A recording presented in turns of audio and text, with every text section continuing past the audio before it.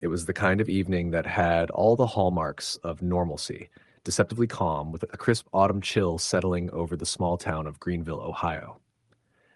I had moved there for work, a reporter for a modest regional newspaper, hoping to escape the constant din and chaos of city life in Cleveland.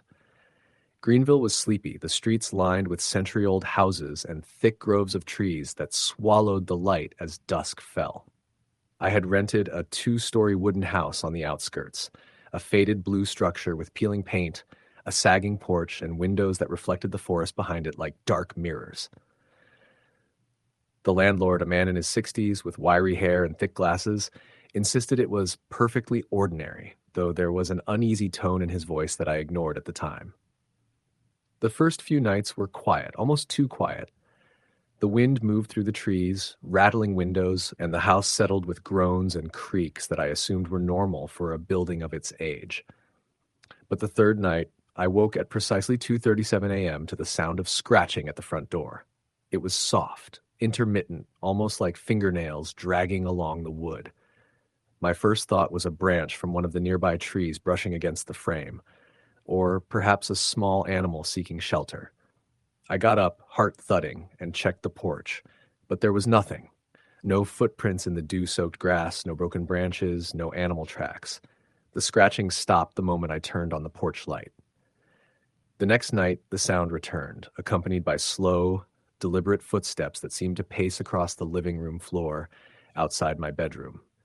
I froze in bed, telling myself it was a raccoon or some small creature, but the pacing was measured, almost human, and it moved in a way that suggested awareness of my bedroom door. When I sat up, the footsteps stopped, leaving only an oppressive silence. I tried to shake the fear and rationalize the experience, but sleep didn't come easily afterward. By the end of the week, the noises had escalated. Whispers joined the scratching and footsteps, low, guttural, unintelligible at first. I began recording them on my phone, setting it on the dresser before bed. The recordings were chilling. The whispers were not only my name repeated over and over, but phrases that seemed deliberately structured. You shouldn't be here. It watches. Stay. Don't leave. The voice was distorted, almost like it was speaking through layers of darkness itself. The presence began manifesting physically. Objects moved. I found cups slightly shifted, chairs turned at odd angles, doors I had locked found ajar. Shadows flickered at the edges of my vision, always disappearing when I turned to look. The air grew cold in certain spots, pressing down, making it hard to breathe.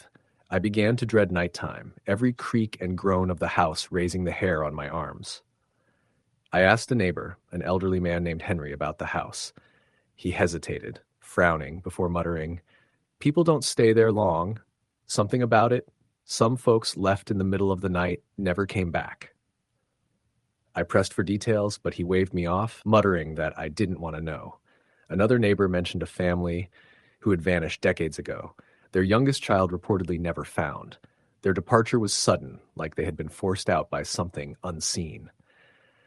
I tried to dismiss it as coincidence, local gossip, superstition.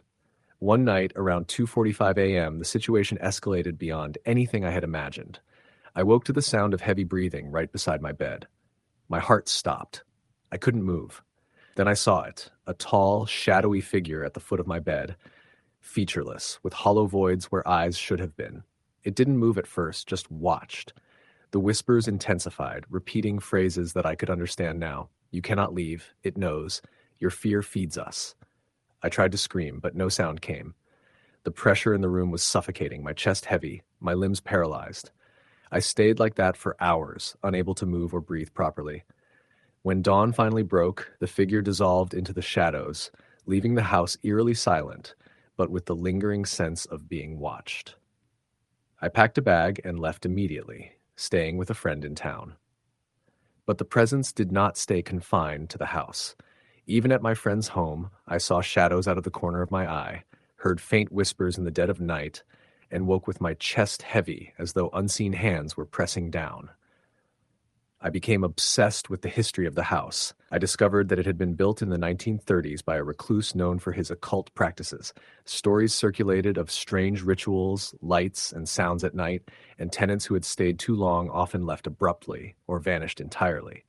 The house seemed to feed on fear, on attention, on the awareness of those who dared occupy it. It did not simply haunt, it trapped, it learned, it waited. Over time, I noticed patterns. The entity's actions were deliberate. Footsteps, whispers, objects moving, they followed a schedule. Night after night, around 2:45 a.m., the presence became active. It was patient, waiting for fear to grow, feeding on it gradually. The recordings I made captured voices of previous tenants, distorted and intertwined with the whispers of my own name. The house remembered, preserved, and prolonged the torment for decades. Even after moving away, the psychological effects persisted. Sleep was fractured, filled with vivid nightmares of shadowy figures pacing hallways, whispering my name. Everyday noises, floorboards, wind against windows, distant footsteps, triggered panic. Friends noticed my anxiety and jumpiness, but could not understand the depth of the fear that had taken root in my mind. Rational explanations felt hollow. I had lived it, and I knew what I had seen. Years later, the memories remain vivid. Shadows still appear in my peripheral vision, whispers echo in quiet rooms, and the sensation of being watched never entirely fades. Normalcy is a fragile construct, easily shattered by the persistent presence that once occupied that house. The ordinary world is merely a thin veil over something older, darker, deliberate, and patient. Something that waits. Something that remembers. Some nights I still hear the whispers. My name spoken softly, unmistakable, from the edges of perception. Footsteps echo in empty hallways. Shadows shift unnaturally. I know that the entity did not forget me, that it is patient, deliberate, and unrelenting, waiting for moments when fear can be renewed, feeding on the vigilance it has instilled in me. Even miles away, it follows, an ever-present reminder that some things are older, darker, and more patient than we can ever comprehend. I have tried to reclaim a sense of safety, building routines, staying in well-populated areas, avoiding old houses and secluded woods, but the awareness remains constant, unyielding. Fear is no longer just a feeling. It has become a companion, living, breathing, persistent. And I know deep down that one night, if I am not vigilant, it will return, not confined to a house, not bound by walls, but following me, patient and deliberate, waiting for the moment when my guard falters. Story the end. It was late October when I moved into the old house on the outskirts of a small town in upstate New York. I had left the city to escape the constant noise and pressure, craving quiet space and a chance to write without interruption. The house was cheap, a 2-story frame with faded white paint and a sagging porch, set on the edge of a dense forest that stretched for miles. The previous tenant had left abruptly, leaving behind a stack of newspapers and a few pieces of furniture. The landlord claimed it was just one of those old houses that needed some upkeep, but he avoided eye contact when I asked why the last person left so suddenly. The first few nights were uneventful. The house creaked and groaned in the way old houses do. The wind rustled through the trees, rattling the windows. I was used to living alone, and I enjoyed the solitude. But on the third night, around 2:30 a.m., I woke to a faint tapping on the window by my bed. At first, I assumed it was a branch or a small animal. When I looked outside, the yard was empty, the forest dark and still. The tapping continued intermittently, soft and deliberate. I lay there, frozen, listening as the sound seemed to trace the outline of the window pane in slow, methodical strokes. By the fourth night, the tapping had become footsteps, pacing back and forth across the floorboards outside my bedroom door. They were slow, measured, as though someone, or something, was waiting, watching. I tried to convince myself it was the house settling or the wind, but the steps had a rhythm and a certainty that made my stomach churn. I started recording the sounds on my phone, hoping to capture proof, rational evidence of what I assumed were mere coincidences. The next night, whispers joined the footsteps. At first, they were low and unintelligible, just murmurs in the background. But soon I could make out my name repeated in short bursts, urgent and guttural. Michael, Michael, don't move. I froze in bed, heart hammering, unable to call out or even breathe properly.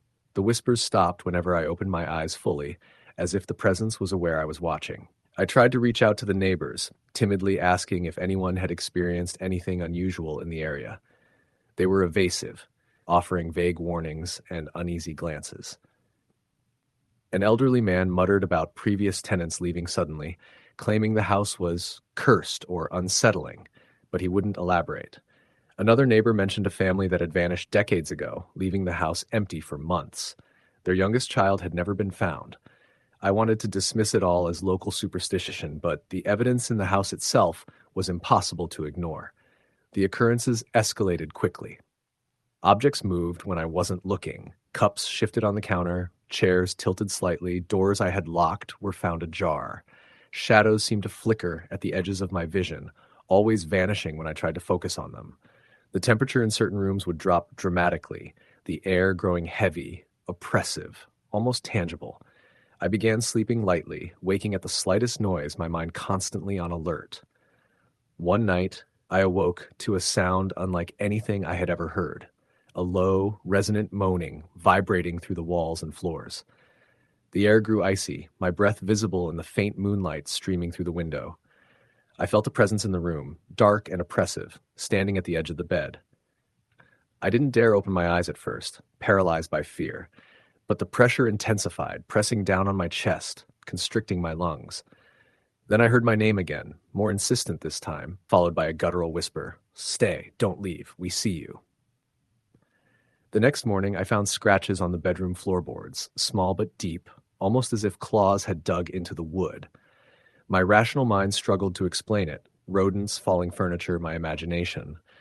But the scratches were deliberate, forming a rough pattern that led toward the window.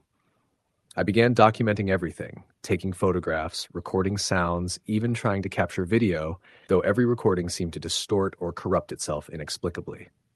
The dreams started soon after.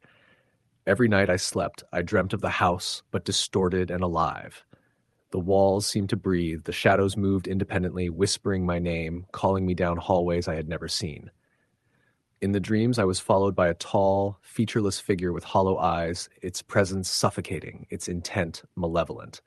I would wake in a cold sweat, the air in the room unnaturally frigid, my heart racing. Weeks passed and my sense of time became fractured. Nights bled into days. I began seeing fleeting shapes in the corners of my eyes, shadows that moved unnaturally. I started sleeping with the lights on, locking doors repeatedly, checking windows, unable to shake the feeling that something was inside the house with me. The footsteps, whispers, and scratching became nightly rituals, occurring precisely around 2:45 a.m. One particularly harrowing night, I awoke to the sound of my bedroom door creaking open slowly. A cold wind rushed in, carrying with it a smell like damp earth and decay. I felt the presence at the foot of my bed, taller and more defined than before, shadowy but undeniably real. The whispers were deafening in my mind, repeating, urgent, insistent, "You cannot hide. You belong." My limbs were heavy, unresponsive, as if the presence itself was pressing me into the mattress. I wanted to run, to scream, to escape, but I could not. I fled the house that morning, taking only what I could carry. I stayed with a friend in town, terrified to return, but the haunting followed me. Even in the safety of another house, I would see shadows at the edges of my vision, hear whispers in quiet rooms, feel the pressure of unseen eyes upon me. Sleep remained elusive. Every creak, every gust of wind, every distant footstep could trigger panic. I researched the house obsessively, uncovering a long and disturbing history. Built in the 1920s, it had once been owned by a recluse known for occult practices and strange rituals. Neighbors reported unusual lights, sounds, and ceremonies. Tenants who left abruptly often reported similar experiences: whispers, shadows, footsteps, and some vanished entirely. The house seemed to feed on fear, patience, and awareness. It did not merely haunt. It trapped, remembered, and prolonged torment for decades. Even years later, the memories remain vivid. Shadows still appear in peripheral vision. Whispers reach me at night, faint but unmistakable. I live cautiously, hyper-aware, checking corners, locking doors, avoiding isolated houses and dark woods. Normal life is a fragile illusion. Fear is no longer just a sensation. It has become a living, breathing companion. The recordings I made in the house remain. The whispers are unmistakable, calling my name, interspersed with the voices of those who came before me, distorted and trapped in the darkness. I replay them cautiously, knowing that the presence is patient and deliberate, aware of my attention. It waits, it observes, it feeds on the smallest cracks in vigilance. Some nights, even now, I hear the faintest whisper in an empty room, Shadows stretch unnaturally, footsteps echo where there should be none. I know that the ordinary world is merely a thin veil over something older, darker, and far more patient than any of us can comprehend. And I know, deep down, that it has not forgotten me. Story the end. It started on a crisp autumn evening in rural Maine. I had just finished a long week of work in Portland and decided to take a short solo trip up into the countryside to decompress. I found a small cabin listed online, situated near a quiet lake, far enough from the main roads that it promised complete solitude. I didn't know the history of the place, only that it was cheap, isolated, and perfect for what I needed: silence. The drive up was long but beautiful. As the sun dipped below the horizon, I left the last stretch of paved road and turned onto a gravel path flanked by dense woods. The trees pressed in on either side, their branches twisting in ways that made the shadows dance under the fading light. By the time I arrived at the cabin, darkness had fully settled, and the only illumination came from the headlights of my car reflecting off the water of the nearby lake. The cabin itself was small, a simple wooden structure with a front porch that creaked under my weight. The windows were dusty, and the wood had the grayish patina of age, but inside it smelled faintly of pine and something else I couldn't place. The interior was simple: a kitchen with a small table, a living area with a sofa and an old fireplace, and a loft bedroom above. There was no electricity except for a single lamp I could plug in, and the old fireplace seemed the only source of heat. I unpacked quickly, eager to settle in before the night fully took over. I made a fire in the fireplace and poured myself a drink, sitting on the couch and listening to the quiet. At first, it was peaceful, but soon I noticed a faint creak from the kitchen floorboards. I froze, convinced I must have imagined it, but then it came again, a slow, deliberate step, followed by another. My heart began to pound. I grabbed a flashlight and walked toward the kitchen. Nothing. Everything was exactly as I had left it, except for a small, dark smear on the floor that looked like it hadn't been there before. I tried to convince myself it was nothing. Maybe a branch had scratched the window and fallen inside. Maybe the floorboards had shifted under the weight of the cabin settling. I went to bed with the lamp on, leaving the door slightly ajar, and tried to sleep. Around 2 a.m., I woke to the sound of whispers. At first, I thought it was the wind, but the words were distinct, almost urgent. I couldn't make out what they were saying, only that it was human, soft, and close. My body froze. I held my breath and listened. The whispering moved through the cabin, circling, overlapping, sometimes seeming to come from the loft, sometimes from the living room, sometimes just outside the door. I wanted to scream, but my voice was trapped in my throat. I reached for the flashlight, the beam cutting across the room, but nothing was there. I sat up all night, heart racing, flashlight in hand. Occasionally, I thought I saw shapes at the edge of the lamp's glow, figures, tall and dark, standing just out of reach.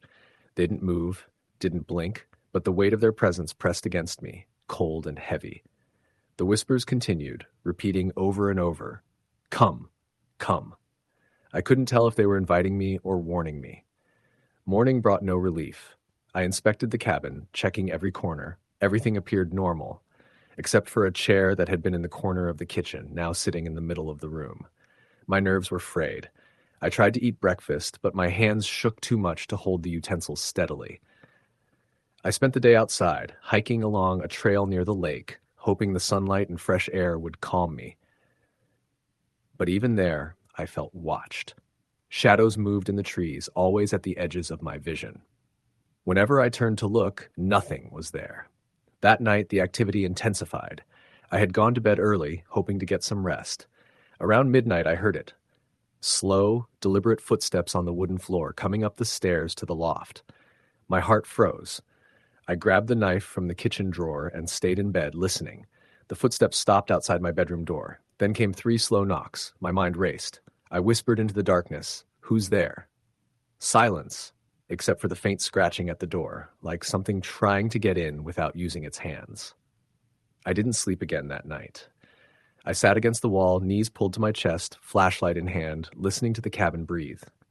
The wind outside howled, but inside there were other sounds, the soft whispering, the occasional creak of wood, and what I could only describe as breathing, close, heavy, and wet. It felt like it was all around me, pressing in. The next day, I decided I couldn't stay. I packed quickly, leaving everything as I had found it, and drove down the winding gravel road back to the main highway. As I drove, I felt like eyes were following me from the woods, and I caught glimpses of figures standing among the trees, tall, thin, dark. They didn't move, didn't blink, just watched. Every shadow along the road seemed to shift unnaturally. Every sound, the scrape of tires on gravel, the rustle of leaves, even distant animals, felt amplified and wrong. By the time I reached a gas station, I was shaking, heart hammering. I told the attendant I needed help, but there was nothing he could do. The main road was empty, the townspeople polite but distant, avoiding eye contact as if they knew what had happened. I asked about the cabin, the area, any stories of strange activity, but no one volunteered information.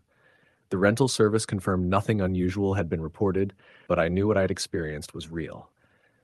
Even back in Boston, I couldn't shake the feeling. Nights were the worst. Every creak of a floorboard, every distant car, every whisper carried on the wind reminded me of that cabin. Sometimes, in dreams, I return to the cabin. The shadows are still there, the whispers still call my name, and the weight of their presence presses against me. I've moved twice since, but the sense of being watched, of something waiting, never leaves. Months later, I drove by the area again during daylight, trying to rationalize my experience. The road was normal, the forest quiet and still, the cabin barely visible through the trees. No footprints, no movement, no signs of anyone or anything there. I told myself I had been stressed, overworked, exhausted. But then I hear the whispers at night, faintly, just at the edge of hearing. Come, we're waiting. And I remember, with chilling clarity, the night in the cabin, the footsteps, the knocks, and the cold, oppressive presence that followed me long after I left. Even now, years later, I am careful when I drive alone on isolated roads. I avoid old cabins, dense forests, and places that seem too quiet. But every so often, when the wind is right, I swear I hear whispers, faint but unmistakable, calling my name, urging me to return. The presence is patient, it waits, and I know, deep in my bones, that it never forgets. Story the end. It was the kind of autumn night that made the air feel alive in a way I hadn't experienced before. I had just finished a week-long shift at the hospital in upstate New York, where I worked the night rotation in the emergency department. Exhausted and craving something other than the fluorescent lights and antiseptic smell of the hospital, I decided to take a drive along the back roads that wound through the Catskills. I didn't plan to go anywhere in particular, only to lose myself in the dark curves of the asphalt and the rustle of leaves along the roadside, maybe find a diner open late and eat something warm. The roads became narrower as I left the main highway, twisting between dense forests and abandoned houses. The moon was full, but the trees cast long, jagged shadows that danced across the road with every turn of my headlights. There was no traffic, no sounds of civilization, just me and the hum of my engine. I had taken this route before during the day, but at night, everything looked different, more sinister. The shapes of the trees seemed taller, the shadows deeper, and every gust of wind made the branches scrape the roof of my car like fingernails. About 30 minutes into the drive, I noticed a figure standing near the edge of the road, just beyond the reach of my headlights. At first, I thought it was a pedestrian, maybe someone trying to hitch a ride. But as I slowed down, my stomach tightened. The figure was motionless, too still, and it didn't seem to have a face that I could see. It was thin, unnaturally so, and the clothing was dark, blending almost perfectly into the night. I blinked, and when I looked again, it was gone. My heart thumped in my chest, but I chalked it up to fatigue and an overactive imagination. I kept driving, but the feeling of being watched didn't leave me. Every few minutes, I thought I saw movement in the trees along the roadside, shadows shifting where no animals should be. The GPS signal was weak, flickering on and off, and I had to rely on memory and the occasional reflective sign to keep myself on the road. That's when I noticed the first set of tire tracks crossing the lane in front of me. Deep impressions in the gravel, fresh-looking, though I hadn't seen another vehicle all night. I slowed to inspect them, but there was no sign of where they came from or where they went. The hairs on the back of my neck stood up, and I sped up, deciding to ignore it and keep moving. Another 15 minutes passed before I saw something even more unsettling. A second figure, this one closer to the road, standing perfectly still, facing me. I slammed on the brakes, heart racing. It didn't move as I got closer, didn't step aside. My headlights swept over it, and I could now see that its features were almost grotesquely human, but distorted, elongated in a way that shouldn't be possible. Its head tilted unnaturally, as if examining me. I swerved off the road, tires skidding on the gravel, and when I looked again in the rearview mirror, it had vanished. I wanted to call someone, my hands trembling as I dug for my phone, but there was no signal. My only option was to keep driving, hope for an open gas station or a town nearby. The road seemed to stretch endlessly, winding tighter through the mountains, the trees pressing closer with each mile. I kept glancing at the rearview mirror, half expecting to see the figure again, and each time I did, I felt the same sinking weight in my stomach, as if it was tracking me, always just behind. Around 2 a.m., I came across an abandoned gas station, the kind that had been closed for decades, the pumps rusted and cracked. A flickering light above the door cast long, unsettling shadows across the lot. I stopped the car and got out, trying to stretch, the cool air doing little to calm me. As I leaned against the hood, I noticed something I hadn't seen before. Footprints in the dust leading from the edge of the trees to the station. Small, bare, damp, and perfectly formed. They stopped at the door. I stared, unease crawling up my spine. I told myself someone had been here recently, maybe a homeless person, but the footprints were unnerving in their precision, as if placed deliberately, and there was no sign of anyone around. I got back in the car and continued driving, trying to focus on the road ahead, ignoring the uneasy sensation pressing at the edges of my mind. The whispers started around 3 a.m., faint at first, carried by the wind. I thought it was the trees rustling, leaves scraping against the roof and windshield. But the more I listened, the more I realized the sound was human, soft, urgent, calling my name. Come. Come. The voice whispered, impossible to locate, moving from one side of the car to the other. I told myself I was hallucinating, tired from the week of night shifts, but the fear was visceral, undeniable. Then the car died. No sputtering, no warning, nothing but complete, suffocating silence. The dashboard lights went dark, and the engine refused to turn over. I sat frozen for a moment, flashlight in hand, scanning the empty road and forest around me. The shadows seemed thicker, more oppressive. And then I saw them, figures emerging from the trees, tall, thin, dark, moving silently, at least a dozen of them, gliding toward the car. I stumbled backward, heart pounding, scrambling to start the engine. When it finally roared to life, I slammed it into gear and sped off, tires crunching over gravel, not daring to look back. The rest of the drive was a blur. Every bend in the road seemed endless. Every shadow among the trees seemed alive. At one point, I thought I saw a face pressed against the windshield, pale and distorted, before vanishing when I blinked. I didn't stop until I reached a town with lights and a gas station, where I collapsed in relief. The attendant looked at me strangely, as if he had seen this reaction before, but said nothing. I filled my tank and left, driving straight through to the highway, refusing to look at the rearview mirror. Even back in Boston, I couldn't shake the memory. Nights were the worst. Every creak in my apartment made me flinch. Every shadow outside my window made my stomach twist.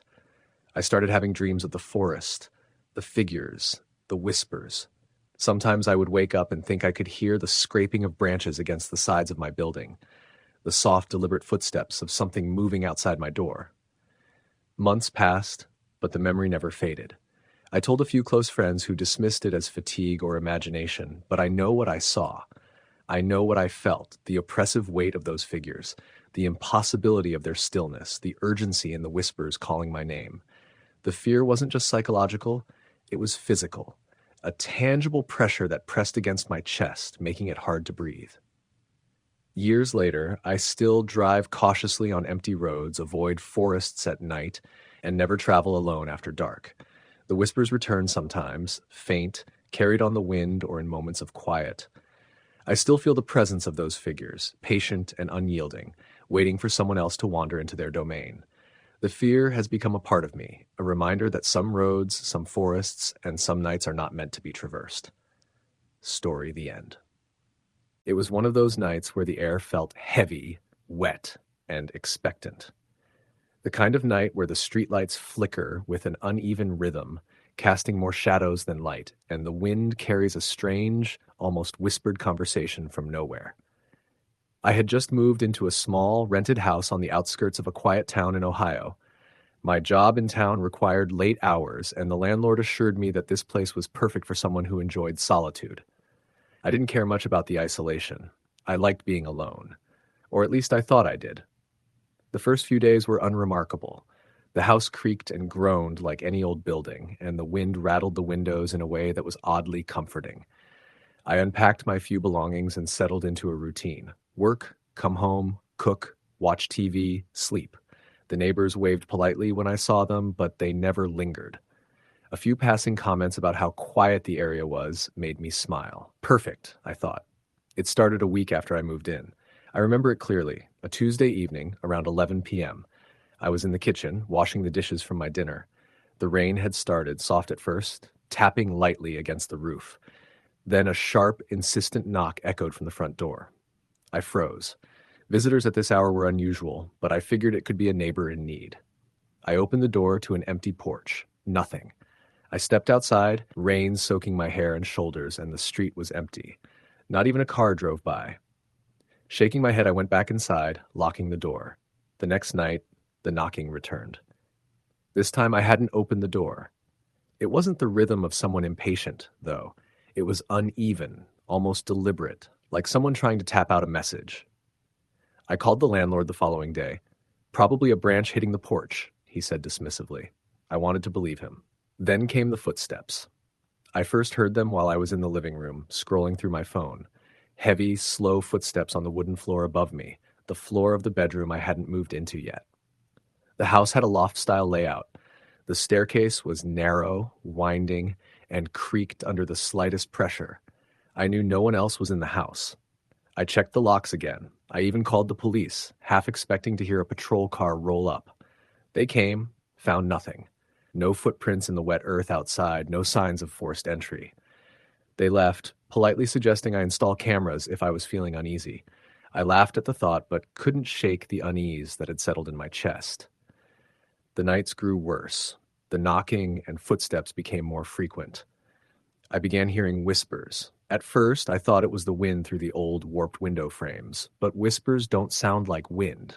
They sounded close, inside the walls, sometimes from the corners of rooms I hadn't even entered yet. I never understood the words, just the tone, low, urgent, almost pleading. I tried to rationalize. Maybe it was stress. Maybe the isolation was getting to me. Maybe there was something in the basement, the one part of the house I hadn't been brave enough to explore. The basement door was heavy, wooden, with a rusty latch. It was a one-way descent into darkness. I never found the courage to go down there at night. I told myself I'd go in the daytime, but the daytime felt different. The shadows weren't as deep. The whispers didn't carry. One night, around 2 a.m., I woke to a cold pressure on my chest. My eyes snapped open, and I realized I couldn't move. The air felt thick, like I was underwater. The whispers were louder, clearer. This time I could hear a word, leave. My heart pounded against my ribcage. I tried to speak, but no sound came out. And then the floor above me groaned, not a creak, but a deep, deliberate groan, as if someone was standing directly above me, watching. I didn't sleep the rest of the night. I just sat on the edge of the bed, shivering, waiting for sunrise. The next day, I tried talking to my neighbors. Most were polite but distant. An older woman across the street, who had noticed me pacing outside, gave me a warning. You shouldn't be alone in that house at night. Not now. She didn't elaborate, and when I pressed her, she just shook her head. Something in her tone made my stomach twist. I began documenting the events, writing everything down in a notebook. The knocks, the footsteps, the whispers, the cold pressure. It all went in. I figured if I had a record, maybe I could make sense of it. That night, I set up my phone camera in the living room, aimed toward the staircase. I left it recording as I went to bed, hoping for evidence. Around 1:30 a.m., the recording captured it. The floorboards above creaked slowly, one step after another. Then the stairs moved as if someone was descending, though no one appeared in the frame. The whispering started, barely audible but distinct, and then a shadow passed across the wall, a thin, tall figure, moving with a fluid, unnatural gait. I sat frozen, watching it creep toward the camera, then vanish into the darkness. The next day, I reviewed the footage over and over. The shadow didn't make sense. It was too tall to be human, too thin, almost skeletal. And there was something in its movement, an unnatural sway that made my stomach churn. I didn't sleep that night, or the next, or the night after. I decided to finally confront the basement. The latch creaked like a scream as I opened it. The steps were cold, damp, and the smell hit me first. Musty, metallic, like rusted iron mixed with wet soil. At the bottom, the flashlight revealed a small room, bare except for a wooden chair in the center. On the walls were scratches, deep enough to catch the light. They formed shapes, symbols I didn't understand, and at first I thought it was graffiti. But as I looked closer, I realized they were too deliberate, too precise, like they had been made over decades. Then I heard it behind me, a slow, deliberate step. I spun around, flashlight trembling, and the basement was empty. The whispers returned, louder now, forming words I could understand. "You don't belong here." I stumbled back up the stairs, heart hammering, door slamming behind me. I didn't look back. Sleep became impossible. Every creak, every shadow, every whisper felt amplified. I began to notice small things moving when I wasn't looking. Objects on counters would be slightly shifted, doors slightly ajar, like someone or something was exploring the house while I slept. I started sleeping in my car, refusing to stay in the house, only returning during daylight to pack essentials. One night, in the car, I saw it. Across the street, in the rain, a figure stood perfectly still, watching me. Tall, thin, featureless in the dark. I froze, unable to move. Then it raised a hand, slowly, deliberately, and pointed at the house. I couldn't take my eyes off it. Then it vanished. I never saw it move, never heard it step away. It just disappeared like smoke. By now I was desperate. I contacted paranormal investigators, local historians, anyone who might explain what was happening. They told me the house had a history. Decades ago, a family disappeared in that home. No one ever found them. Over the years, tenants reported strange occurrences, disappearances, unexplained sounds, shadows, and whispers. It seemed the house didn't just hold a presence, it collected them. Those who entered rarely left unchanged, and some never left at all. I knew I had to leave. That night, I packed everything I could carry, leaving furniture, clothes, even my electronics. As I closed the door for the last time, I heard it, a long, low groan followed by the whisper, "Stay." I didn't. I drove off into the rain-soaked night, watching the rearview mirror. For a moment, I thought I saw a figure in the window, a thin, tall shadow with eyes that seemed to pierce through the glass. Then it was gone. I never went back. The house remains there on the outskirts of town, quietly waiting for the next person to move in, the next soul to linger a little too long. I hear stories from the new tenants sometimes, whispers in the night, knocks at the door, footsteps above the bedroom, and I know deep down that it's still the same presence, patient and relentless. Years later, I still have nightmares. Every so often, I wake up to the sensation of weight on my chest, whispers in my ears, and shadows moving just beyond my vision. I tell myself it's just memories, remnants of trauma, but deep down, I know what I saw, what I felt, and that it wasn't just imagination. Some places, some nights, are meant to be left alone, and some presences don't forget. I've moved countless times since then, always keeping lights on, never staying too long in one place. But the feeling follows me, that same unease, that sense of being watched. And when it rains at night, I can't help but glance toward the horizon, half expecting to see a tall, thin shadow standing silently, waiting, pointing toward a house I will never return to. Story the end. It was late October when I first noticed something off about the neighborhood I had just moved into. I had rented a small house on the outskirts of a town in Pennsylvania, somewhere between the remnants of a small suburb and the start of unkempt woods. The streets were narrow, lined with aging oaks that clawed at the sky with skeletal branches. Most houses were empty, abandoned, or seemed abandoned, but one or two had dimly lit windows. I told myself that the isolation would be peaceful, perfect for decompressing after a stressful year. But that peace was deceptive, fragile, and easily shattered. The first week was uneventful, though there was a persistent feeling, a subtle tension in the air. At night, the wind would whistle through the trees, and the old wooden floors of my house groaned in response. I would lie awake, listening to the creaks, thinking it was just the house settling. I had moved from the city and wasn't used to the absolute quiet of rural life, where the only sounds at night were natural, and yet somehow unnatural in their own isolation. Then, on the 8th night, it began. I was in my bedroom, scrolling on my phone, when I heard a faint knocking at the front door. I froze. The house was supposed to be empty. I told myself it was probably a branch or something falling, but the sound came again, soft, deliberate, like someone tapping slowly with one finger. I got up, checked the door, but nothing was there. No footprints, no car, no person. Just the dark street outside, wet from a light drizzle. The next night, it wasn't just knocking. Footsteps echoed in the hallway above me. My bedroom was on the ground floor. The hallway led to the upper floor where the bedrooms were, empty. I tried to convince myself it was imagination, the wind, or the house's creaking bones. I called the landlord, who chuckled nervously over the phone. "Old houses do that," he said. "They settle, they shift, they groan, nothing to worry about." But he didn't know the sound, the deliberate, slow pacing that seemed to follow me in the house. I started sleeping lightly, leaving my phone by my side, the flashlight app on, just in case. That's when I first heard it clearly, the whispering. Low, guttural murmurs coming from the walls. I couldn't make out words at first. Sometimes it sounded like it was coming from the corners of the room, sometimes from the ceiling, sometimes from the basement. It was always just at the edge of hearing, teasing my mind, making me question my own senses. One night, the whispering became urgent. I woke to the sound of a name being called. My name. Not once, but several times. Slow, deliberate. I sat up, frozen, trying to locate the source, but the room was empty. I felt a weight on my chest rise, pressing down as though invisible hands were holding me in place. I gasped for air and finally rolled onto my side, breaking the hold, though the sensation lingered, a pressure that didn't feel physical. The house began to change. Objects would move slightly, chairs shifted an inch or two. My keys sometimes would vanish only to appear on the counter hours later. The sense of being watched became unbearable.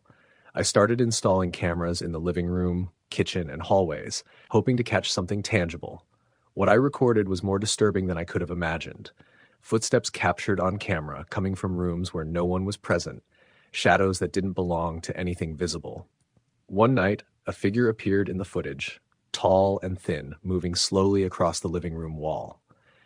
It had no discernible features, no eyes or mouth, just a black, elongated silhouette that seemed to glide rather than walk. It stopped in front of the camera, as if observing me. The next frame, it vanished. I attempted to leave, even stayed with friends for a few nights, but the house drew me back. A compulsion, subtle but irresistible. I felt like something was waiting for me there, feeding on my fear, enjoying my isolation.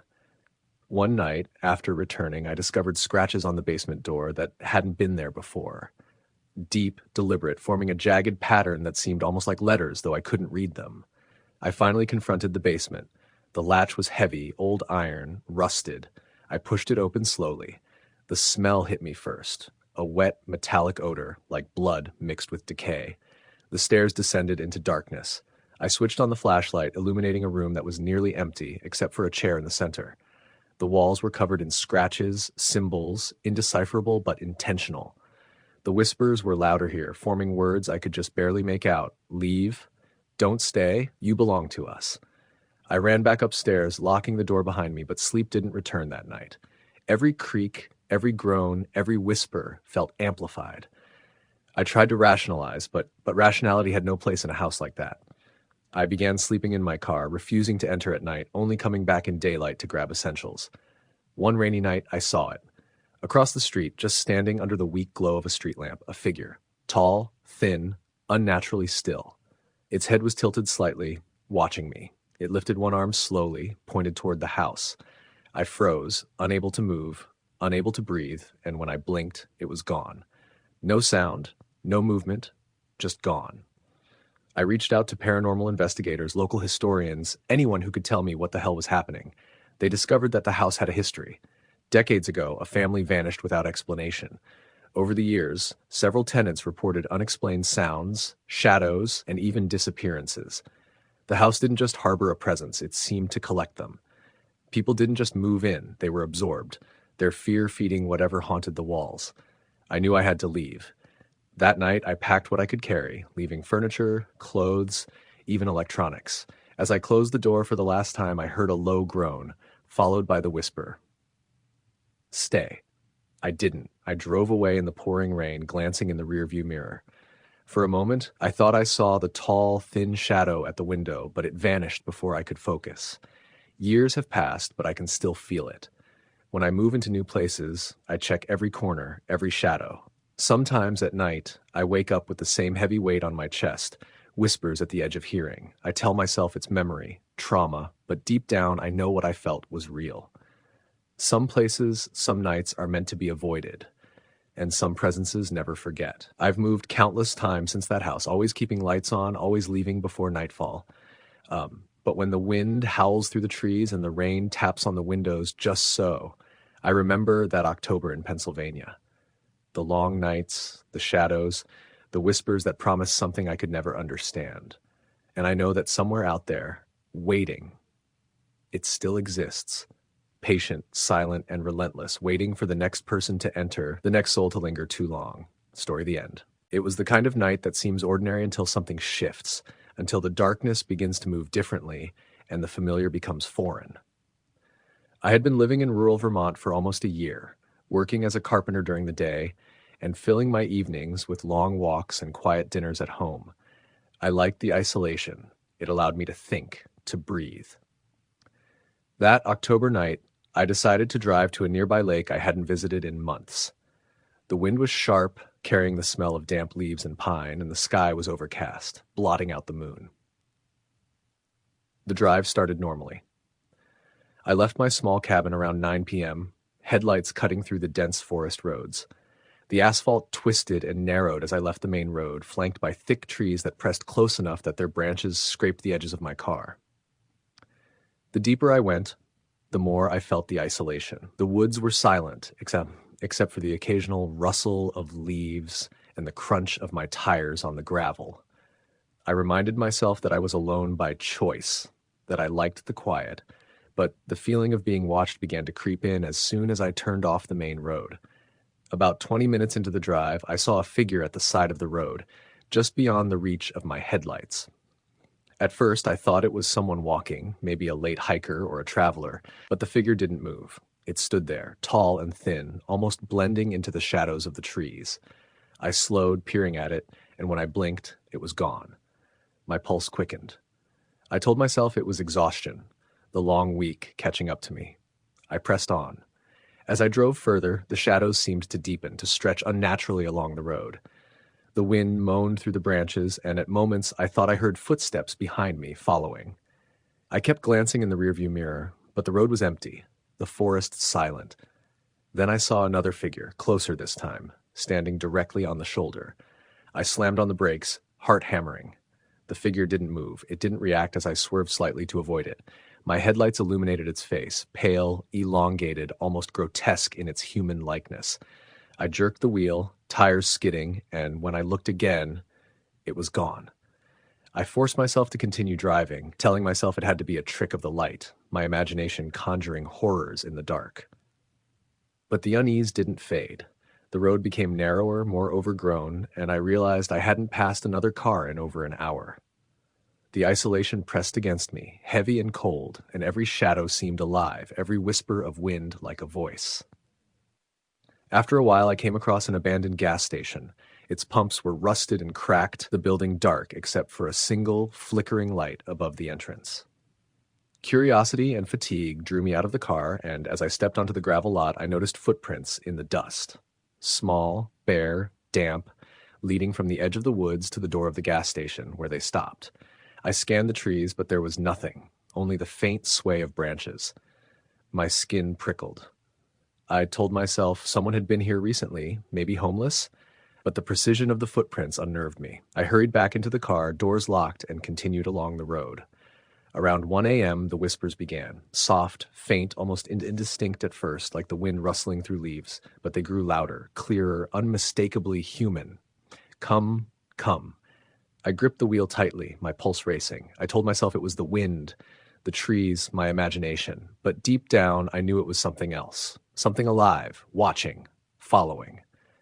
Then the car stalled, engine died, lights flickered and went out. The forest pressed close, blacker than before. I fumbled with the keys, my hands shaking. That's when I saw them, figures emerging silently from the trees, gliding toward the road. At least a dozen of them, impossibly tall and thin, all black, their shapes absorbing the weak glow of my headlights. I stumbled back in the driver's seat, panicked. The whispers grew, layering over each other, calling my name. I managed to start the car and drove recklessly down the winding road, tires sliding on gravel. Every shadow seemed to stretch toward me, every rustle of leaves like footsteps keeping pace. The whispers followed, sometimes distant, sometimes right beside me, urging me to stop. I dared not look in the rearview mirror, knowing that if I did, I might see them. Finally, I reached a stretch of road with lights, a small town, a gas station still open. Relief washed over me as I pulled into the lot, breathing heavily. Inside, the warmth and fluorescent lights were almost unbearable after the cold and dark of the forest. The attendant looked at me curiously, but didn't ask questions. I didn't wait. I filled my tank, paid and left, speeding straight back toward my cabin, refusing to glance back at the dark road I had left behind. Even at home, the fear didn't leave me. Nights were worse. Every creak, every whisper of wind against the windows made my pulse spike. In dreams, I returned to that road. The figures were there, waiting at the edges of the trees, impossibly still, watching, always watching. The whispers followed me, insistent, urging me to return, to drive down that road again. Months passed, but the memory stayed with me, haunting. I avoided back roads at night, stuck to highways with lights and other cars. But sometimes in the dead of night, when the wind howled just right, I swore I could hear them again, the whispers soft and insistent. The presence of those impossibly thin, dark shapes pressing close, patient, waiting for the next traveler, foolish enough to wander onto that road. Story the end. It was a Thursday evening in late October when Jenna decided to make the long drive back to her hometown in rural Pennsylvania. The sky had been churning with dark clouds all day, the kind of heavy, oppressive clouds that make the air smell sharp, almost metallic. Rain started in fits as she left the interstate and wound her way down the two-lane roads that led to her parents' old farmhouse. The house had been in her family for generations, a creaky, sprawling structure with peeling paint, a sagging porch, and windows that reflected the dying sunlight in dull, warped shapes. It was the sort of place that made you feel like time moved slower, as if the house itself remembered every footstep that had ever crossed its threshold. Jenna had been living in Philadelphia for the past 3 years, teaching at a small community college. Life there was hectic, noisy, and full of distractions, but she found comfort in the predictability of the city. This trip, though, was supposed to be different. She was returning to face a past she had been trying to ignore, a history that included her younger brother, Mark, who had disappeared nearly 15 years ago under mysterious circumstances. She didn't like thinking about it, but the unresolved questions had haunted her family every day. By the time she reached the outskirts of the town, the rain had thickened into a steady, drumming downpour. The roads were slick, and headlights reflected off puddles in sharp, blinding flashes. Jenna's phone buzzed in her bag, and she ignored it. She didn't want distractions tonight. She just wanted to get home, unpack, and breathe the familiar, musty smell of the old farmhouse. The drive from the town to her parents' house usually took no more than 20 minutes, but tonight the rain slowed her down. As she rounded a bend near the edge of the forest, she noticed a figure standing by the side of the road. At first, she thought it was a hitchhiker, though it seemed odd for someone to be out here, in the middle of nowhere, in such weather. The person was drenched, wearing what looked like an old, dark coat, their hair plastered to their head by the rain. For a moment, Jenna slowed, instinctively wondering if the person needed help. But then, as she passed, the figure didn't move. Didn't react at all, just stared at her car as if they were part of the darkness itself. Shivering despite the warmth of the car, she pressed the accelerator and rounded the final bend leading to the farmhouse. The porch light flickered weakly, casting long, trembling shadows across the front steps. The front door was slightly ajar, which immediately set her nerves on edge. Her parents weren't due home until tomorrow, and the house had been empty for days.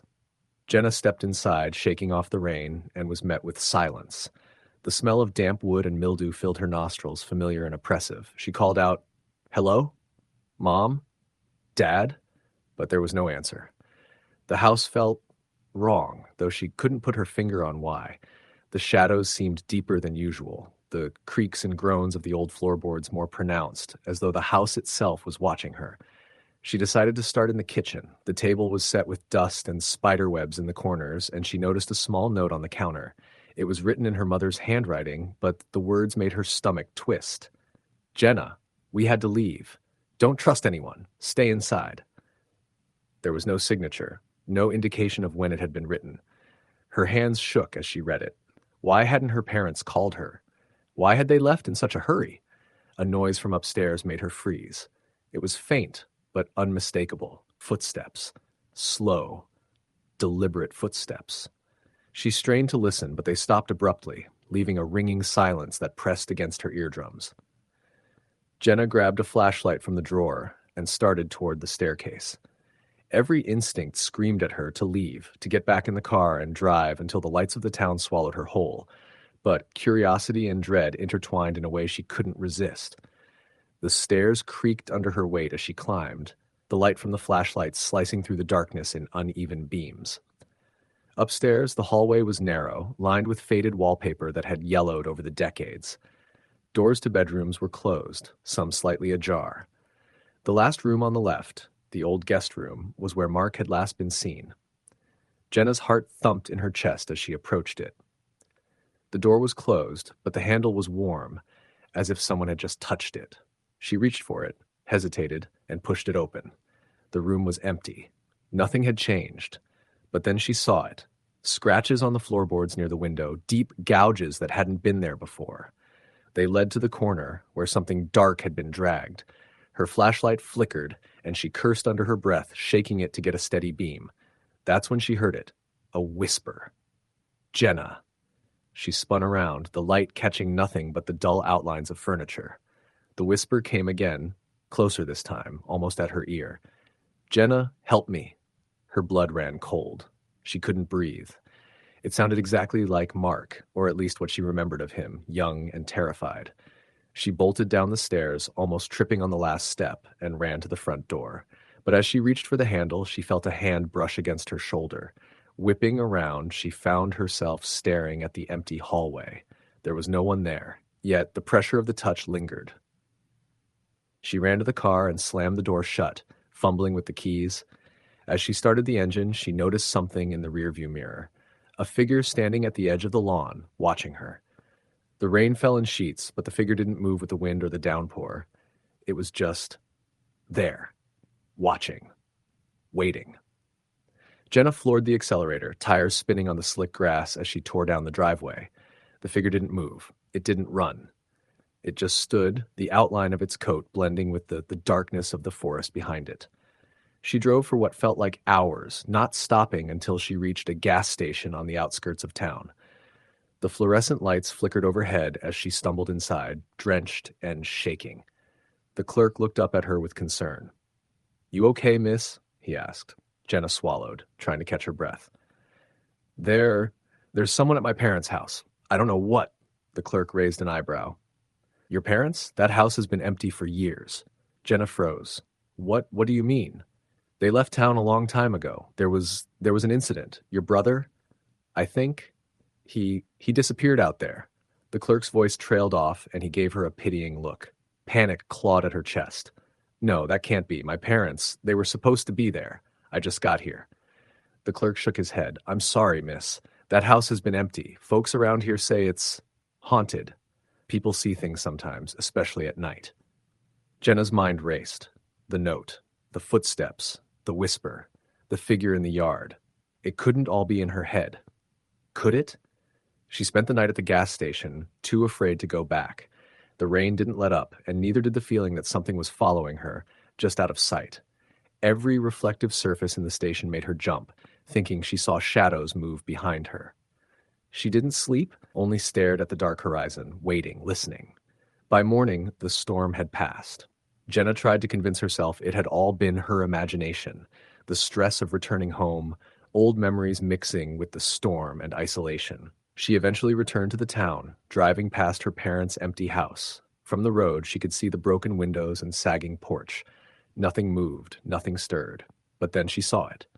A figure at the window, watching. Jenna slammed on the brakes, her heart hammering.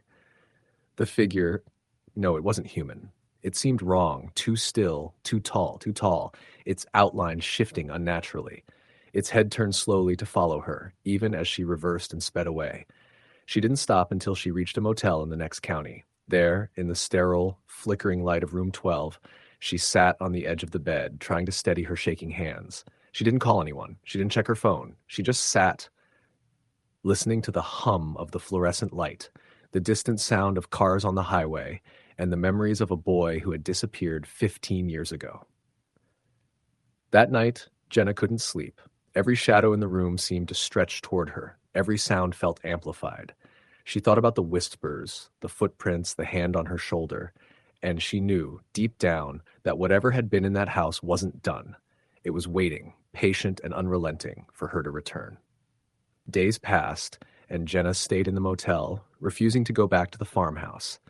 She called her parents' friends, the few relatives still in town, and everyone gave the same story. The house had been abandoned, her brother had vanished, and strange sightings had been reported over the years. Lights flickering inside, figures appearing in windows, sounds of children laughing when no one was there. She tried to leave town, to forget, but the memory of that night followed her like a shadow she couldn't outrun. At night, she would wake in her apartment in Philadelphia, convinced she heard footsteps outside her bedroom door, whispers calling her name. Every storm, every darkened road made her feel the presence of something waiting, just at the edge of her vision. Weeks later, she returned to her parents' town with a friend, trying to confront the past. The farmhouse was still there, crumbling, overgrown with weeds, its windows staring blankly into the fog. As they approached, her friend saw it too, a figure standing in the upstairs window, pale and unmoving, watching them. Jenna froze. She knew that figure. It was Mark, or at least it had been him once. The outline shifted, impossibly tall and thin, and then it vanished. A cold wind swept past them, carrying with it the faint whisper of a child's voice. "Jenna, don't leave me." She ran. Her friend followed, both of them sprinting down the driveway, the sound of something heavy and dragging, echoing behind them. When they reached the car, Jenna looked back one last time. The house stood silent and empty, but she knew the figure was still there, just beyond the glass, just beyond the world she could see. Jenna never returned to that house. She moved farther away, changed her number, tried to convince herself the events of that night were a dream or the result of overactive imagination. But sometimes when she's driving late at night through empty stretches of rural road, she sees it, a figure standing at the edge of the woods, waiting, watching, patient. And she hears the whisper again, soft and persistent. "Jenna." It's been 15 years, but Jenna knows that some things never leave. Some presences don't forgive, don't forget. And no matter how far she goes, no matter how fast she drives, she will always feel those eyes on her back, the cold breath of something unrelenting, something that has waited all these years just for her. Story the end. It started the night I decided to drive upstate, away from the city and its endless noise. I needed a break, a real escape, and a friend had told me about a stretch of road through the Catskills that was supposedly perfect for a late-night drive. It was early October, the leaves turning brilliant reds and oranges, and the wind was already carrying that sharp autumn chill that felt like it would settle into your bones. I left around 10 p.m., thinking I'd take the back roads, maybe stop at a diner or a gas station if anything was open, and be back by sunrise. The road I took was narrow, winding through dense forest, and after a while the lights from the small towns disappeared completely. It was just me, the car, and the dark, silent trees pressing in from both sides. My headlights illuminated patches of road, and shadows flickered with every turn. There was no traffic, no sound except the occasional rustle of leaves or the distant hoot of an owl. At first it was peaceful, almost serene, but as the miles passed, I noticed something strange. The forest seemed too quiet, too still. I couldn't hear the usual scurrying of wildlife, no distant cars, nothing but the hum of my engine and the occasional squeak of my tires on the asphalt. About an hour into the drive, I saw it, a figure standing on the shoulder, just beyond the trees. At first, I thought it was a person hitchhiking, but as I slowed down, my stomach sank. The figure was unnaturally still, motionless, almost blending into the shadows. It was tall, thin, and wore dark clothing that seemed to absorb the light. I blinked, and when I looked again, it was gone. I told myself it had to be my imagination, maybe a trick of the headlights on the trees, and I drove on. But the unease settled deep, like a weight pressing against my chest. I passed an old, dilapidated gas station about 20 minutes later. The pumps were rusted and unused, the building boarded up, but the light above the door flickered intermittently. I considered stopping just to stretch, but a strange instinct told me not to. The hair on my arms stood on end, and I had the sudden, inexplicable sense that I wasn't alone. I kept driving. A few miles down the road, the figure appeared again, this time closer. Standing directly in the middle of the road, completely still, facing me. My heart slammed against my ribs. I slammed on the brakes, tires screeching. The figure didn't move, didn't react. I swerved onto the shoulder, barely missing it, and my car fishtailed before I regained control. I dared a glance back, and it had vanished again. There were no tire tracks, no sign of movement in the leaves, just gone. I turned on the radio, hoping the static and talk of late-night DJs would calm me. At first, it was fine, but then the music started to distort. The DJ's voice sounded wrong, warped, like it was being slowed down and stretched.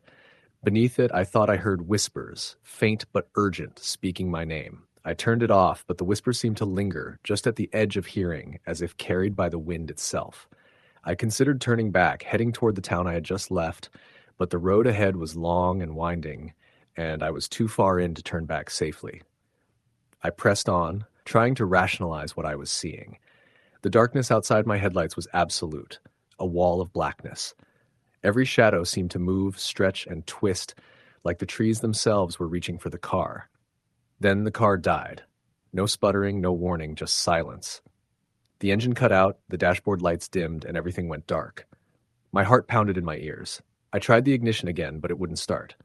Panic set in. I was in the middle of nowhere, alone, surrounded by pitch-black forest. I considered calling for help, but my cell phone had no signal. I got out, hoping to push the car to a safer spot, and that's when I saw them, dozens of figures emerging silently from the forest. Tall, thin, dark, motionless at first, then moving slowly toward me. I stumbled back to the car, fumbling for the keys. My hands shook so badly I could barely insert the key into the ignition. When I finally did, the engine roared to life as if it had been waiting for that moment. I floored it, tires spinning on the gravel, and didn't look back. The rest of the drive was a blur. Every turn, every dip in the road, every shadow in the trees made me flinch. I saw them in the corners of my eyes, sometimes just standing along the side of the road, other times stepping from the forest into the road, then disappearing the moment I tried to focus on them. The whispers returned intermittently, saw it carried on the wind, always my name, urgent, pleading, almost mocking. Eventually, I reached a stretch of road where the trees thinned, and I saw the lights of a small town in the distance. Relief flooded through me, and I drove straight into the first open diner I could find.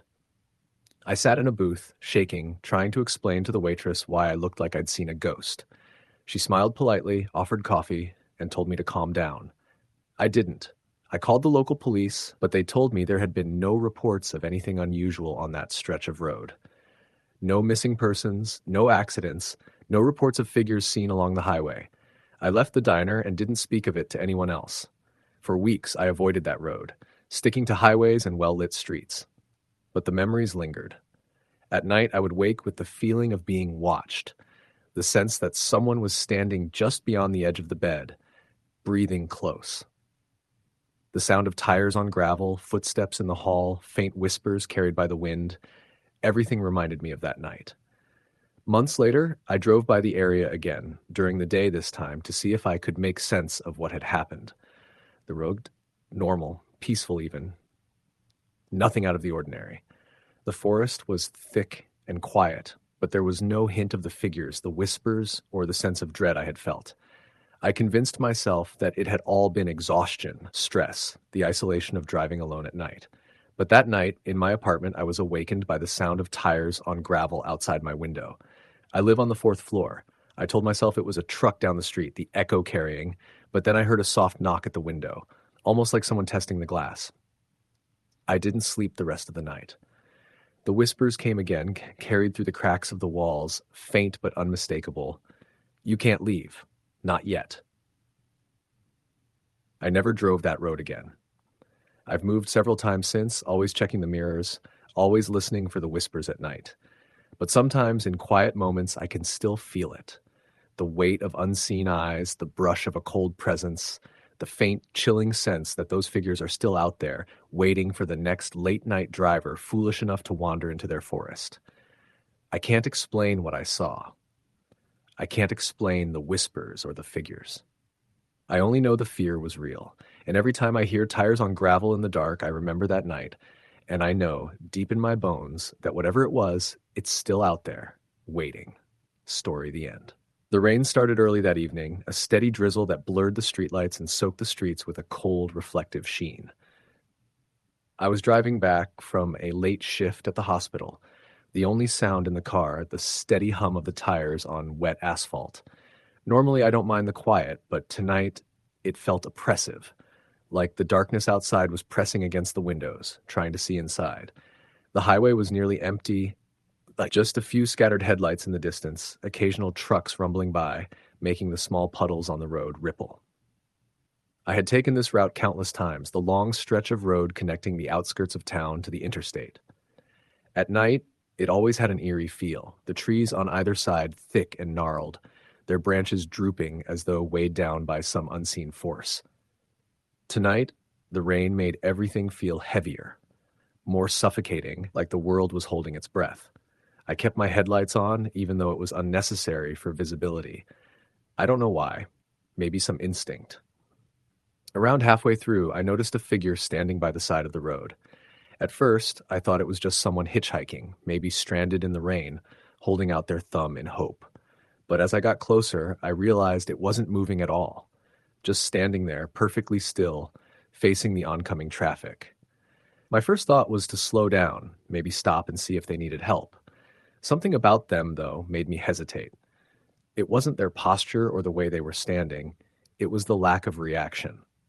Usually, even the most frozen person would at least flinch as a car approached. But this one didn't, not even a blink. I tried to ignore it, focusing on the road ahead, telling myself it was probably just someone weird, maybe even a mannequin or a scarecrow left by a farmer. But the feeling didn't go away. A pit of unease settled in my stomach as I drove past, glancing at my rearview mirror. When I looked back, the figure was gone, vanished. No footprints, no puddle disturbances, nothing. Just empty roadside. I shook my head, trying to clear it. I needed to get home. The rain was picking up, drumming against the roof of the car like impatient fingers, and I was starting to feel trapped inside the cabin, the shadows outside crawling closer with every mile. My phone buzzed. Text from my roommate. "Are you on your way? Heard the weather's getting bad." I typed back quickly. "Yeah, almost there. Road's quiet." And then my phone buzzed again. This time, a notification I hadn't seen before. A new message from an unknown number. It simply said, "Don't stop." I stared at the screen, heart in my throat. Must be a prank, right? Some local kid playing with random numbers. I laughed nervously and tossed the phone into the passenger seat. I turned my attention back to the road, trying to shake the growing tension. That's when I noticed another car ahead, stopped in the middle of the lane. Its hazard lights were flashing, red and yellow, blinking into the rain-soaked night. I slowed down, moving carefully around it. As I passed, I realized the driver's side door was open. No one inside. No sign of anyone nearby. Just rain hitting the asphalt, and the car, abandoned, like someone had vanished mid-step. My stomach twisted, but I forced myself to keep going. I told myself stories. Maybe they had run to the gas station, maybe it was a bad situation, someone had left the car in a hurry, but the unease grew heavier, knotting my chest. A few miles down, the highway curved sharply into a dense stretch of forest. My headlights barely pierced the darkness ahead. I was nearly past it when I saw it again, the figure. This time closer, standing directly in the middle of my lane. I slammed on the brakes, tires squealing, the car skidding slightly on the wet asphalt. The figure didn't move. It didn't even seem human, if I'm honest. Too tall, too thin, almost elongated. Its head tilted slightly as if studying me. I sat frozen for a moment, heart hammering. Then, without thinking, I gunned the engine and swerved, barely missing it. I didn't look back. The forest section was unnervingly silent after that. No rain hitting the roof, no wind rustling the trees, just the sound of my own breathing and the tires splashing through puddles. I was gripping the steering wheel so tight my knuckles ached. I kept telling myself it was a hallucination, maybe exhaustion from work and lack of sleep. But deep down, I knew what I saw, or felt, was real. Then my car lights flickered. Just a quick, unsettling flicker, and I realized I hadn't noticed it before. The road signs had stopped. No mile markers, no reflective warnings, nothing. The asphalt stretched ahead endlessly, dark and unbroken. I should have felt relief, but instead, panic tightened around my chest.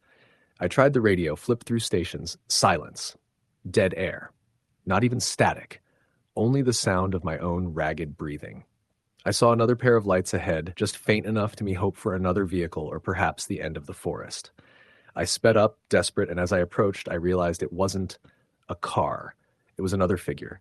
This one closer, standing at the edge of the road, silhouetted in a strange, dull glow. I blinked, hoping it would vanish like the first. It didn't, and then, impossibly, it began moving towards the center of the lane. Fast. Too fast. My mind screamed at me to turn, to swerve, but I was frozen. I slammed the brakes again, tires screeching. The figure stopped, tilting its head the same way as the first, and then it disappeared. Just like that. No sound, no trace, nothing. I was shaking, tears mixing with the rain on my cheeks. My phone buzzed again. This time a call.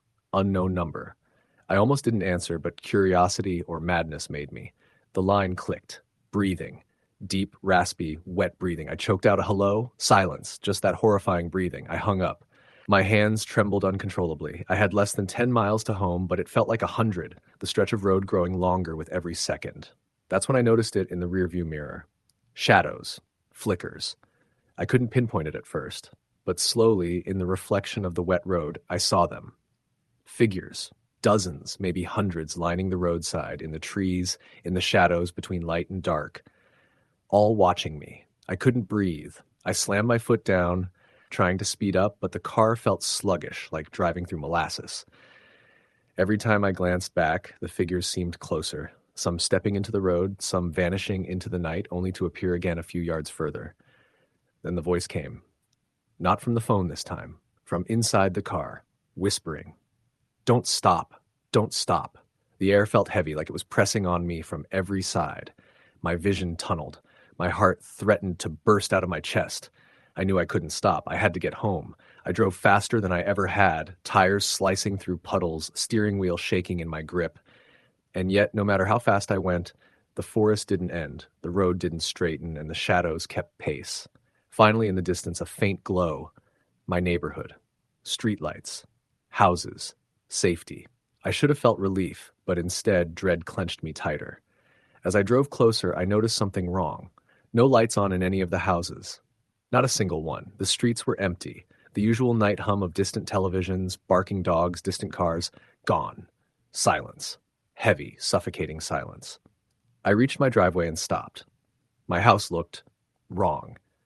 Too still, the windows dark and lifeless. I felt a pulse of terror, realizing my keys were in my pocket, yet my hand wouldn't move. I stepped out of the car, rain soaking through my clothes instantly, and moved toward the door. The front porch light flickered and then went out. I froze. And then, from the darkness of the street, I saw it again. One of them. Standing at the end of the road, impossibly tall, thin, head tilted. I tried to run, but my feet wouldn't obey. My heart was in my throat. And then a sound that will haunt me forever. A slow, wet, dragging sound coming from inside my house. I forced myself to move, stumbling up the porch steps.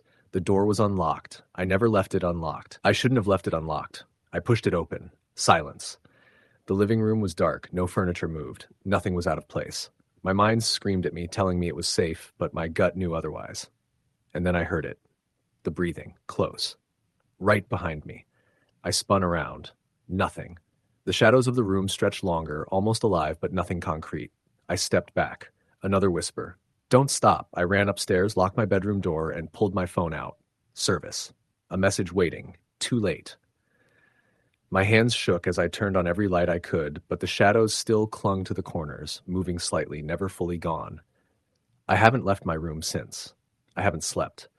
Every window, every mirror, every dark corner is alive with shapes I cannot name, voices I cannot place, watching me, waiting. Sometimes when I hear my roommate come home, I see the outline of figures at the doorway, just silhouettes, tilting their heads, whispering. I know they're real, I know they follow me. I haven't left the house in weeks, I don't know what they are or what they want. But I know this. If you see them on the road, if you hear the whispers, if you feel the watching, do not stop. Keep moving. Because the moment you stop, they catch you. Story the end. It started as a simple solo trip. I had been living in rural Pennsylvania for nearly a year, working as a security technician, fixing alarms and cameras in the quiet towns dotting the Appalachian foothills. Nights were always long and lonely, but that weekend I decided to take a drive farther into the mountains, seeking the isolation that had become strangely comforting. My goal was a small, rustic cabin I had rented online, nestled near a lake that had a reputation for being remote, quiet, and utterly cut off from the nearest road. I didn't know the history of the place. There was little information online, but it was cheap, and I thought solitude would help me clear my mind. The drive up was long and winding. I left just as the sun dipped below the horizon, taking the narrow roads that twisted between dense forests. The air was cold, crisp, smelling of damp leaves and pine. It was the kind of night where every shadow seems alive, where the rustle of leaves feels deliberate, like the forest itself is breathing. I had been driving for nearly an hour when I noticed the first oddity. A figure standing at the edge of the road. At first, I thought it was a pedestrian, maybe someone hitchhiking, but it didn't move, didn't respond as I slowed. It was tall and thin, wearing dark clothing that blended with the trees, and its face was obscured by shadows. I blinked, and when I looked again, it was gone. My pulse quickened, but I convinced myself I was imagining things. The road narrowed further, and the trees grew taller, denser. The headlights of my car cut through the darkness in sharp lines, illuminating patches of road and forest, leaving everything else in opaque black. The further I drove, the heavier the air seemed to get, pressing against me in a way I could feel in my chest. Shadows moved at the edge of my vision, but whenever I tried to focus on them, nothing was there. Around 11:30 p.m., I came to a clearing in the woods and saw the cabin. It looked small, isolated, exactly as the listing had promised. The front porch creaked under my weight as I stepped out, and I noticed that the windows were dusty, the wood worn from years of exposure. Inside, it smelled faintly of pine and something else I couldn't place. Old smoke, perhaps, or dampness that had settled into the walls. The furnishings were minimal. A small kitchen, a living room with an old sofa, and a loft with a bed. I unpacked, made a fire in the fireplace, and tried to relax, though an uneasy feeling lingered. Hours passed. I read for a while, the fire casting flickering shadows on the walls before finally deciding to sleep.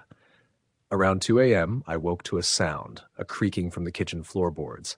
At first, I thought it was the house settling, but then came another creak, followed by a slow step. I froze. My heartbeat thumped in my ears as I grabbed the flashlight from the nightstand and slowly walked toward the kitchen. Nothing. Everything was as I had left it, except for a dark smear on the floor that hadn't been there before. I dismissed it as a spill, something unnoticed, and tried to go back to bed. Then came the whispers. Soft at first, almost imperceptible, but distinct, human, urgent. I couldn't make out the words, only that they were real, coming from all around the cabin, sometimes from the loft, sometimes the living room, sometimes just outside the door. I held my breath, frozen in place. The whispers moved, circling, overlapping, impossible to pinpoint. The night stretched endlessly. Shapes appeared at the edges of the flashlight's beam, tall, dark, standing just out of reach. They didn't move, didn't blink, but the sense of being watched pressed against me, cold and heavy. I couldn't sleep. I stayed awake, clutching the flashlight, listening to the house breathe, the wind howl, the whispers that refused to stop. Morning brought no relief. I tried to convince myself it had been a nightmare, that my imagination had gotten the better of me. I hiked along the trail near the lake, hoping sunlight and fresh air would calm my nerves. But even there, the shadows seemed to shift in ways that weren't natural, and I felt eyes on me from the trees. Whenever I turned to look, nothing was there, yet the sense of being watched never left. That night, the activity intensified. I went to bed early, hoping for rest, but around midnight, the footsteps returned, slow, deliberate, moving up the stairs to the loft. My hands shook as I grabbed a kitchen knife. The steps stopped outside my bedroom door, and 3 slow knocks followed. I whispered into the darkness, "Who's there?" Silence, then scratching at the door like nails trying to find a gap. I stayed pressed against the wall, too terrified to move, listening to the house, to the wind, to the soft, wet breathing that seemed to come from everywhere and nowhere. I didn't sleep again that night. Morning came, gray and cold, and I packed my things in silence. The cabin was empty again, just as it should have been, yet I felt the weight of unseen eyes until I reached my car. I drove away, glancing at the trees along the road, and I swear I saw the same shapes, always watching, waiting. Back in Boston, the unease followed me. Every night, faint whispers brushed the edge of hearing. Every shadow seemed to shift unnaturally. In dreams, I returned to the cabin, the shapes standing in the corners, the weight pressing on me, the whispers urging me to return. I moved twice, changed apartments, but the feeling remained persistent, patient, inescapable. Even now, years later, I avoid remote roads, old cabins, and isolated forests. Sometimes, when the wind is right, I swear I hear whispers, faint but unmistakable, calling my name, reminding me that some places never let go, that some presences are patient, waiting for the next traveler to wander too far into the dark. Story. The end. It was late October when I decided to take a solo trip upstate, seeking solitude and escape from the endless grind of the city. I lived in New York City at the time, and the concrete, noise, and relentless pace of life had worn me down. I had rented a small cabin in the Catskills through an online service, somewhere remote, far from the main roads. I didn't know much about the area beyond the sparse photos of a weathered cabin by a lake, the surrounding woods thick and shadowed, and the promise of absolute isolation. That's what I wanted. Isolation, peace, a chance to breathe without the constant hum of human life. I left around 7 p.m. after finishing my shift at a tech support call center. The highway out of the city was mostly empty, save for the occasional truck heading north. As I exited onto the state roads, the light faded, replaced by long shadows and the soft glow of my headlights on the black asphalt. The winding roads snaked through dense forests, and the further I drove, the heavier the air seemed to feel. There was something pressing in the dark, a subtle weight I could feel in my chest. After an hour of driving, I saw movement on the side of the road. A figure, barely visible in the shadows, stood perfectly still, watching me. I slowed, heart hammering, and the figure didn't move. It was tall, thin, and dressed in dark clothing, almost blending into the trees. I blinked, and when I looked again, it was gone. My pulse raced, but I tried to rationalize it. Maybe a hunter? Maybe a lost hiker? The road was isolated, and my imagination was prone to exaggeration. I pressed on. The road narrowed as I entered a stretch of forest where the trees leaned over, their branches twisting in ways that made the shadows dance across the pavement. I felt the first real shiver of fear as I passed a small clearing. There I saw another figure, closer this time, standing at the edge of the woods. My headlights illuminated its face briefly, pale, elongated, almost grotesque in its human resemblance. I jerked the wheel instinctively, my tires skidding on loose gravel, and when I looked back, it was gone. I told myself to calm down. This was a rental cabin, a simple trip, nothing more. The road seemed endless, winding ever tighter through the trees. The shadows along the roadside seemed to move when I wasn't looking directly at them. The wind carried strange sounds, branches scraping against each other, the faint rustle of leaves, and occasionally whispers that were almost human. I shook my head, trying to dismiss it as nerves. About 30 minutes later, I reached the cabin. It was just as the listing had described, small, rustic, with a porch that creaked under my weight.